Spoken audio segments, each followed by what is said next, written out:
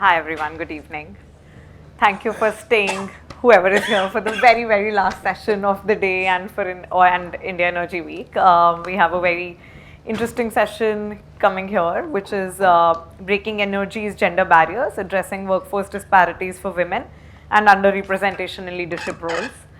I think when I was entering India Energy Week and seeing everyone around me and seeing the gender mix, I realized the importance of this session, even though it may be in the end today. I'll just request the panelists to briefly introduce themselves. My name is Shreyasi Mendirata. I'm a partner with Boston Consulting Group. Been here for about 10 years now and very happy to be moderating this session today. Thank you, Shreyasi. Good evening, everyone. First of all, let me thank the organizing team of IEW for giving us a chance. I am Uttam Lal, Director Personnel, or in a HR term, the CHRO of NHPC, the largest hydropower or green power generator of India. It's a public sector undertaking. Thank you. Good afternoon. My name is Marta Kozlowska. I am the Director for Stakeholder Engagement at WPC Energy. We are a membership organization and we promote a realistic understanding of what is required for an effective energy transformation. And as stakeholder director, I work with many different countries with our members, but also with different networks. Good afternoon, everyone. I am Shubhra Thakur, and I'm the Director for Policy and Markets with the Long Duration Energy Storage Council. I also lead the work in India along with this. So Long Duration Energy Storage Council is the only global organization, a membership-driven body that works with industry, global partners, governments, and expert organizations to look at deployment of more storage technologies, which are 8+ hours of storage that can be deployed, dispatched at once. So happy to be here on this panel today and look forward to the discussion. Great. Thank you everyone for the introductions. First of all, just setting the context on why we are here, right? So women currently make up only 20 to 22% of the executive and senior roles in the energy sector. While this has, our research shows improved over the past 5 to 7 years, it is still below what we would want it to be. As we were discussing outside as well, at the entry level, participation has started to increase, maybe about 27 to 30%, but this drops significantly as we move up the ladder. In comparison, there are different sectors which have started to reach 50-50 gender parity, even manufacturing, which is somewhere around 30%, but oil and gas is still lagging. So, there is a very real leadership gap that can be seen in women in the energy sector. So I would just open it up to Ms. Shubhra Thakur first to talk about, why do you think there are, or where do you think are the biggest drop-offs, early careers, mid-careers, leadership transitions? Why is this really happening, do you think? Sure. So as you rightly pointed out that, at the entry level, we're seeing much lesser of a dropout, which means that the intake at the entry level is more. But when it comes to maybe by mid-career level, for women, that is where we're seeing more of dropouts, and maybe for various reasons. But a major one definitely has to be how women's progression into both technical and operational roles is seen. By the time they reach to this level of their mid-careers, there is maybe some kind of inherent bias, either within organizations or maybe with people who are making that selection, that only maybe some candidates, or not necessarily women, could transition to senior leadership roles or lead in technical and operational roles. So that definitely is one of the reasons. The others obviously could be things which are not always in control. There are life situations, and as women happen to be the most integral part of their families everywhere, so that kind of responsibility adds on to them in a big way, and then we see that willingly or unwillingly, sometimes women have to drop out from their professional or career spaces and take up responsibilities elsewhere. But we should not forget that yes, the kind of disparity which is seen from the entry level of women in the energy sector going up to different roles in the organization, there is a funnel that further narrows down. And this is something which as maybe organizations and different forums, we should discuss on what those various reasons could be, apart from what we are perceiving right now. Apart from some of the personal situations that are there that you spoke about, just some things that we've noticed in our research as well. For example, senior progression in energy, and this is something that will open up to discussion on how true it is or not, is still heavily gated by, operational, technical, as well as line experience. About 70-75% employees believe technical expertise may be a prerequisite for leadership, and an engineering background is what you would need for some sort of P&L roles, at least in core energy companies as of now. And while women are more likely to be concentrated probably in business or enabling functions, where senior representation has continued to rise, this may be a challenge that we are facing, let's say, in some of the other P&L focused roles. And it narrows the pool for women to then grow and expand.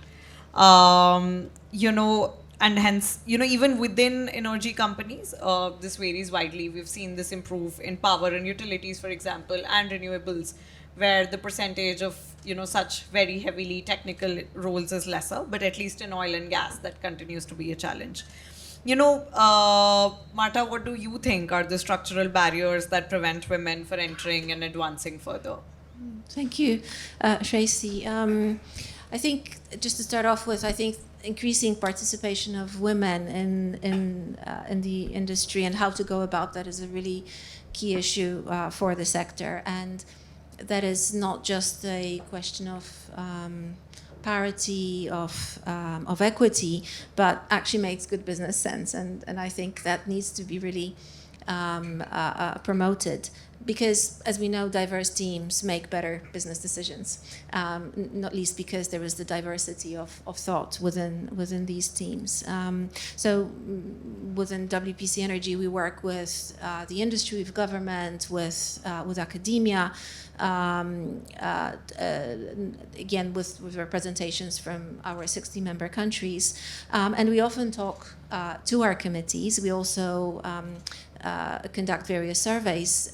In fact, we have conducted a survey with BCG specifically called Untapped Reserves, where we looked at representation of women in the industry and really what are the barriers amongst the others.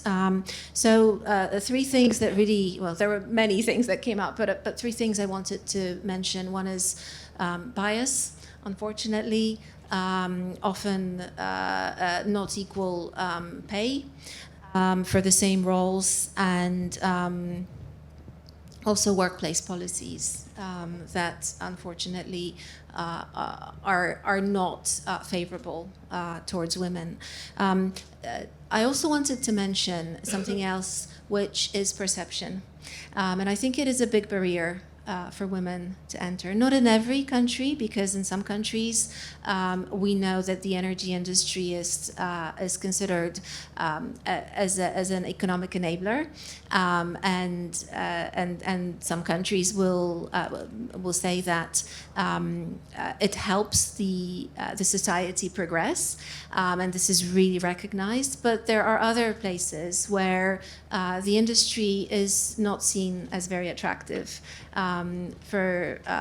Especially for young people, and that's something that really needs to be addressed.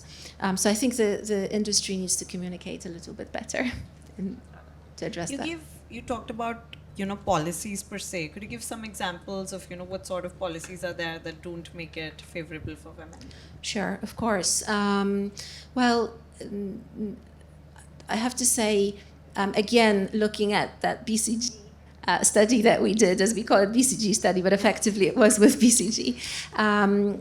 There are sort of 4 calls to action that were put forward, which I will mention. So first of all, commitment from the top. So really leadership, being visible and making decisions that they can be accounted, that can be really very visible to people within staff. So that's the first thing.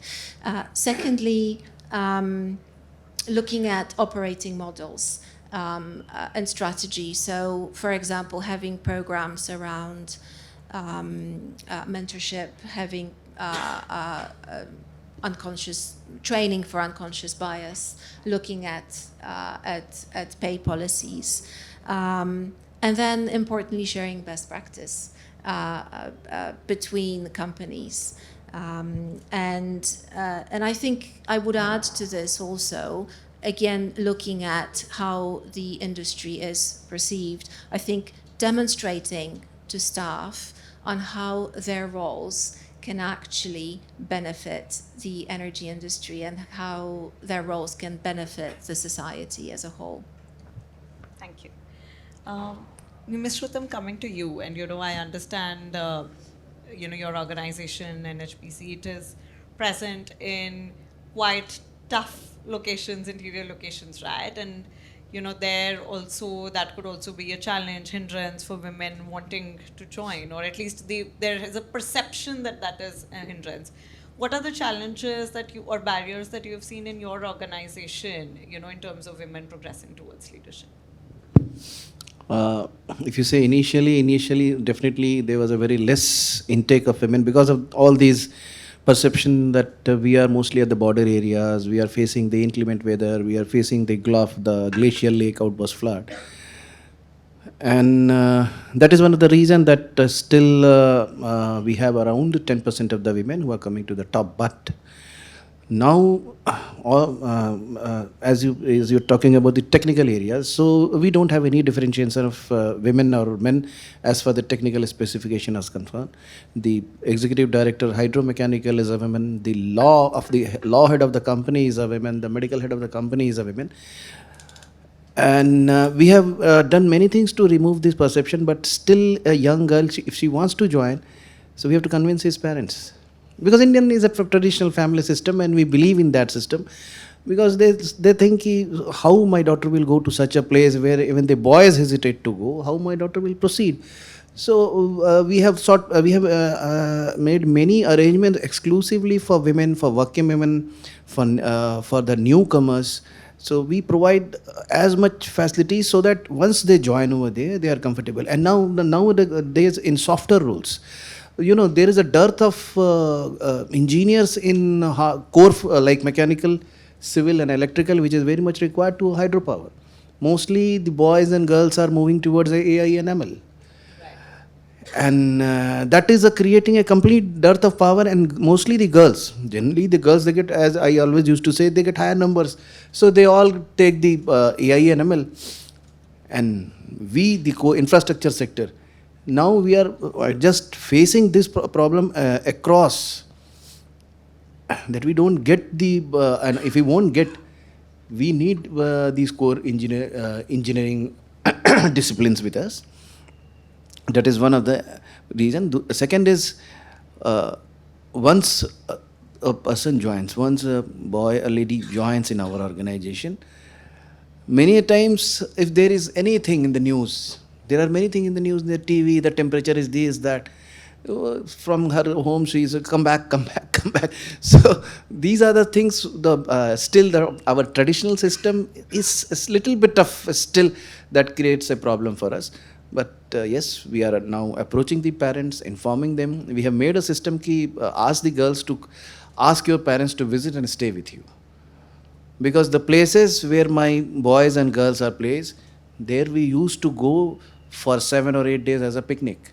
We go to Kulu and Manali, but my project is known as Parvati 1, Parvati 2, Parvati. Nobody knows. When I say Kulu Manali, oh, Kulu Manali.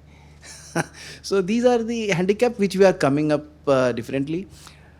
And there are many policies we have designed exclusively for women. And we'll come to those Yeah. as well.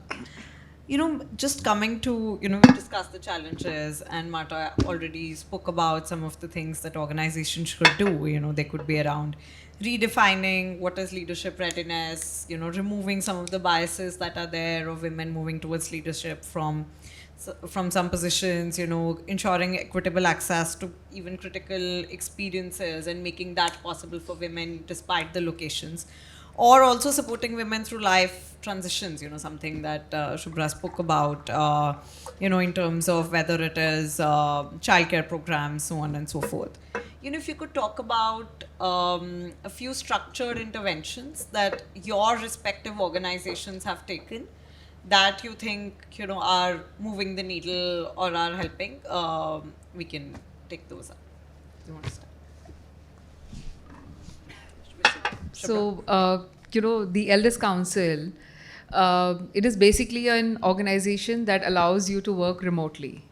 And how that helps is that although, your colleagues are spread out across countries, but there's a lot of flexibility which comes in, especially for women, that they can manage on many ends.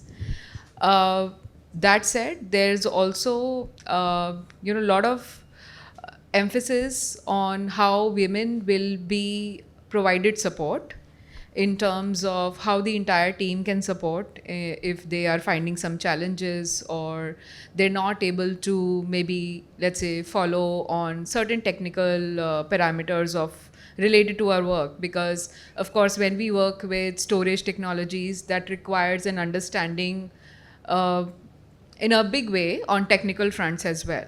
But then as a team, you can work together. You can definitely try to help your other colleagues. And by the way, at the council, we did not plan it like this, but we just happened to be a council with more than 90% female candidates working. And that's something where we realized that while we wanted to obviously recruit candidates for different roles, we did come across very good profiles that were, of women candidates. So it is to say that it's not that the talent is not there in the market or that education level is not there, but sometimes just how maybe role selection is defined or structured, that becomes a barrier as well. But then Elders Council would be one organization that I can give an example of, that even when I, see that I'm working in such an organization, there is a lot of support that is, across the team available in terms of either working hours or just when you're struggling with something, then everybody would like to see you succeed. And I think that's a big way, because culture helps, I think in foremost way, culture helps the entire team. And that's what creates more opportunities also internally for people. Thank you.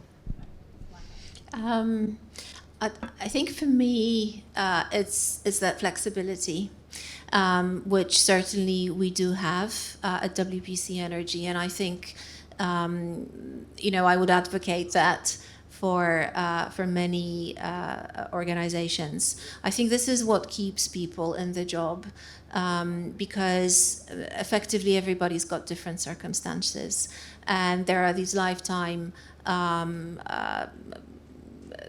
various circumstances that happen where we just need to juggle during our lives, be it childcare, be it looking after, or at least having some time for our elderlies.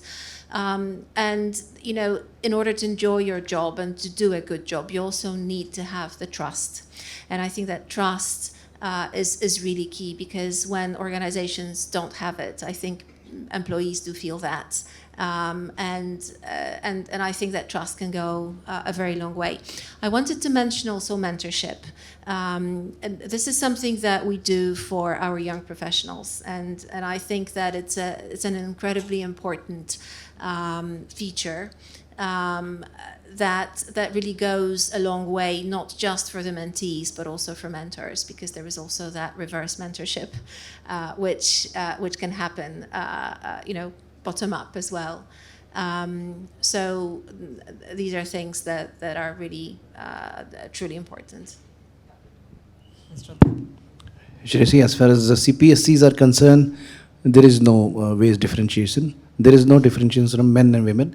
Even E2, E3, E4 is the grade same. So pay difference is not there. Yes, but the policies which we have made for specifically for women, generally we get half CL, but a women employee can take a quarter CL also. If she has to leave early, she can take quarter CL. Number women, only women. Casual leave. Yeah, casual leaves. Yeah. Sorry, CL is casual leave. We have also have pink leave.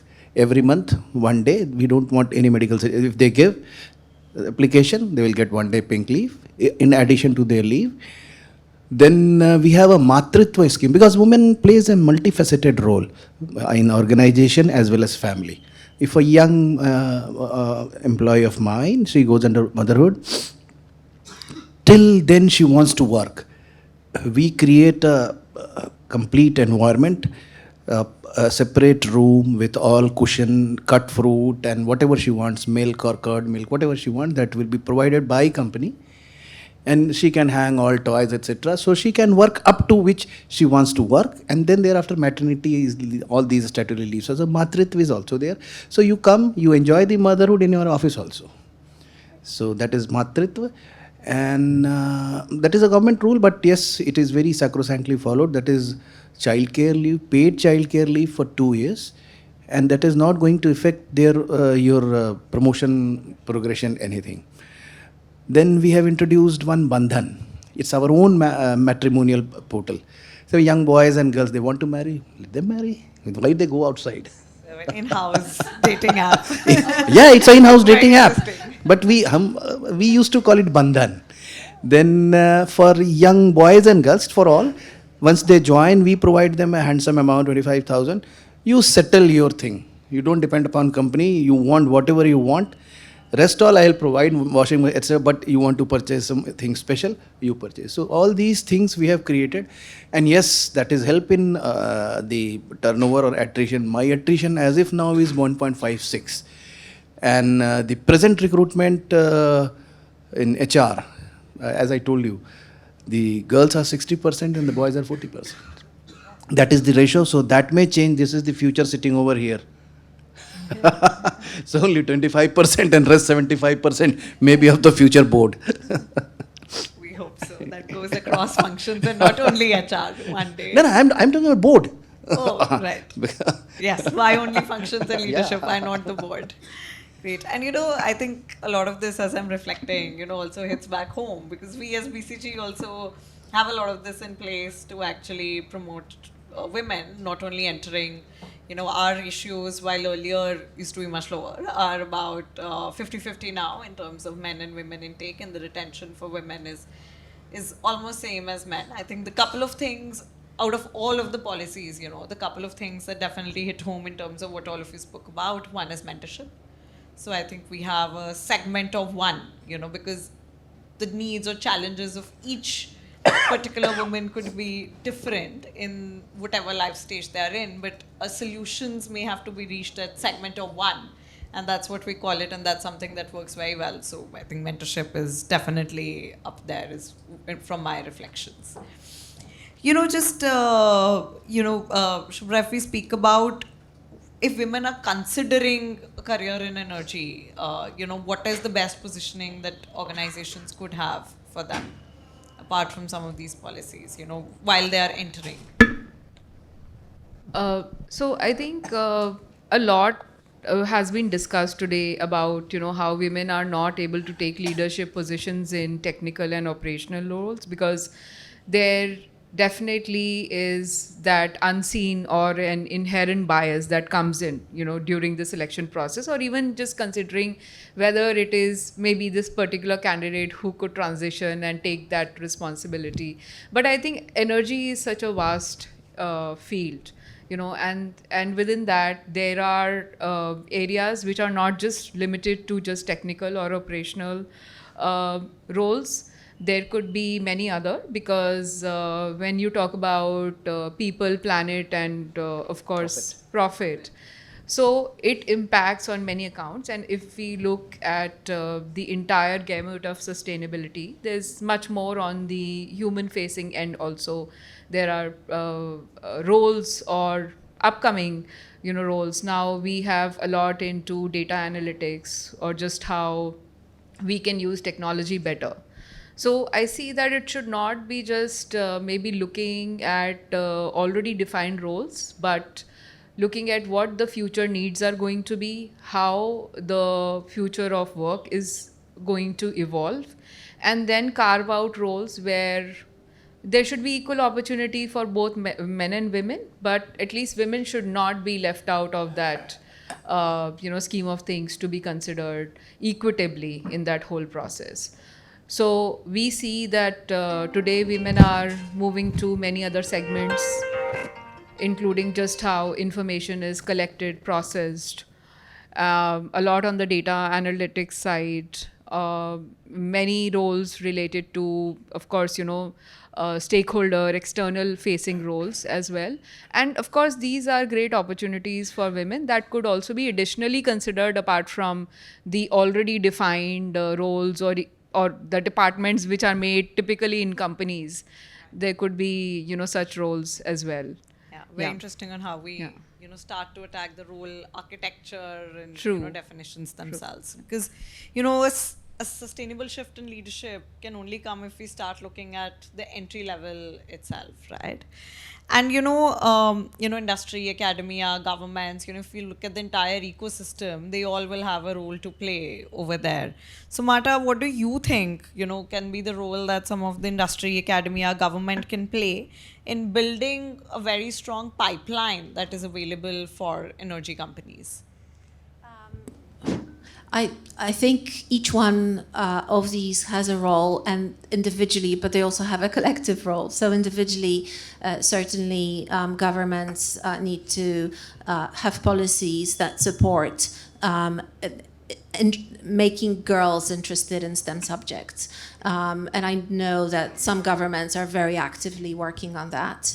In the UK, there is a big disparity in that, and there is a lot that's happening in terms of trying to make girls interested in STEM topics.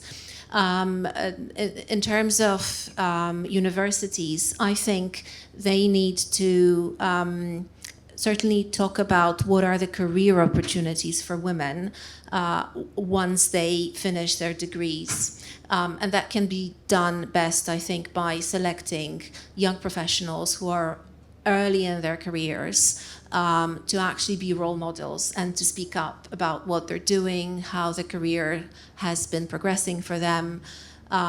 So certainly that should be supported by universities. And then the industry itself, well, we've already identified a number of different policies that the industry should be implementing. But it's important that these three actually work together. So really collaboration is absolutely key. Mr. Uttam, any role that you think investors or boards can actually play in enforcing some of these changes actually happen? Investors. Yeah, for some companies or boards. I think they have to ask for the, as far as the profiling of the company is concerned, and what is the strategy of the company, that how would you increase the number of women representation in your company by the, but yes, there is no such reservation as such. But, and what is the sort of training program you can have exclusively for women, both for the leadership position and for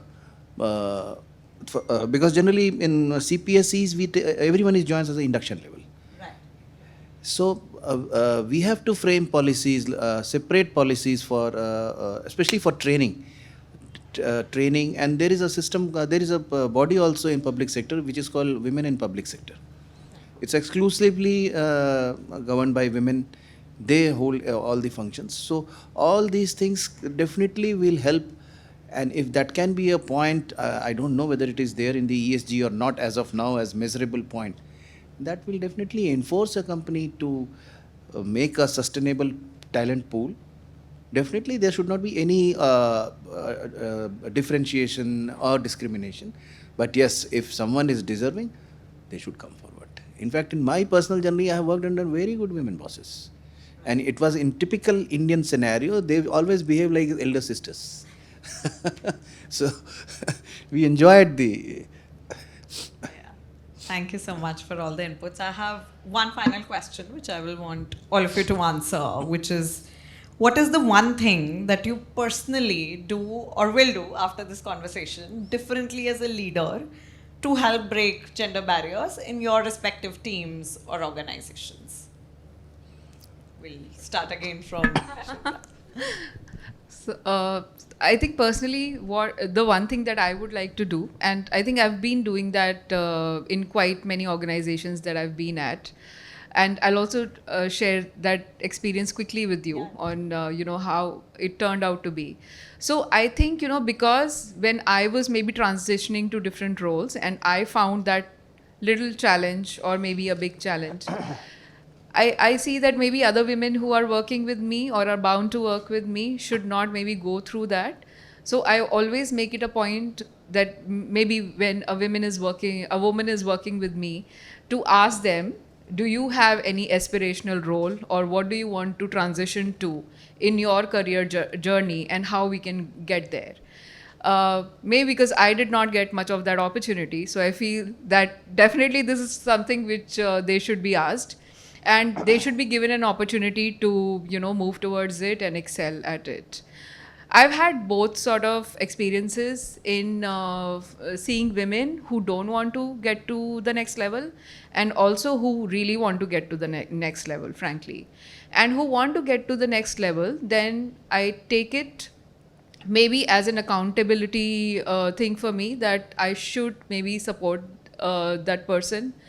And it is going to be some work, but I'm ready to do that with it. So let's say if there is somebody in an admin role but want to shift to a policy role, what is the gap that can be filled, and how over a period of time we can maybe work on a plan and adding skills or their technical know-how, and or any such know-how can be strengthened. They can get into a role that they aspire to be at. And I think that this is going to be great in terms of not only positioning as a stretch role, but also adding with your mentorship to this whole thing, and then making it more worthwhile for them as well. So I think this would be one thing which I would want to take up more and continue with. Thanks. That Thank sounds you. great. Just very briefly from me, we have a platform. It's not ours, but we collaborate with that platform. It's called Women 10X, where companies can share various experiences, their knowledge, what has worked, what hasn't worked. And I should take it upon myself really to be more active on that platform, because I think we all have a lot to share. And really that collaboration that can come from that, and the learning that can come from that is really important. So that's an action on me. Sounds good. Yes, Mr. Uttam. We have a system of getting feedback. So on the basis of feedback, I'll make a task force headed by a women of peer group with a specific task. Suppose you have to organize this function. This will be for a particular organization. That role, the leadership role, will be given to the women employee, whose the psychometric result shows that she is having a leadership capacity. So that will help me to understand ki yes, if she performs well, then we can develop her in a future leader. It goes under the assessment center and everything to take up the future role. Thank you. All of us know that the energy sector is undergoing a transformation. I just hope that the energy transition is also a leadership transition in a way, and we see a lot more leadership from women, at senior positions, women in boards. That really helps get, a diverse opinion in all of these important platforms. And when we are sitting here next year, there are a lot more women that we do see out here as well. But thank you, all three of you, for your active participation. And hopefully, all of us have taken back at least one thing, whether it is in terms of policies or what you would personally do, that we can go back and implement in our respective organizations.